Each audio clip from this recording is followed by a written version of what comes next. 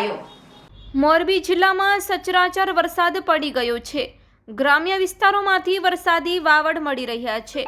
હળવદ તાલુકાના ઘનશ્યામપુર અને ભલગામડા વચ્ચે વાહન વ્યવહાર ખોરવાયો છે। અહીં જે પુલનું કામ ચાલી રહ્યું છે ત્યાં પાણીનો ધસમસતો પ્રવાહ રોડ વચ્ચેથી નીકળી રહ્યો હોય લોકોને જીવના જોખમી અવરજવર કરવી પડી રહી છે। આ બાબતે વાત કરીએ તો હળવદ સરા રોડ પર ઘનશ્યામપુર અને ભલગામડા વચ્ચે છેલ્લા 4 મહિનાથી પુલનું કામ ચાલી રહ્યું છે જે પૂરું થયું નથી। વરસાદ જોરદાર પડી જતા ઠેર ઠેર પાણી વહેવા લાગ્યા છે જેમાં અત્યારે આ રોડ ઉપરથી એટલું પાણી જઈ રહ્યું છે કે વાહન વ્યવહાર ખોરવાઈ ગયો છે।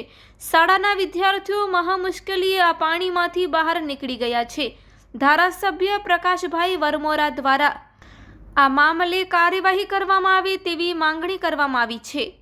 Report by Shrikant Patel, Morbi.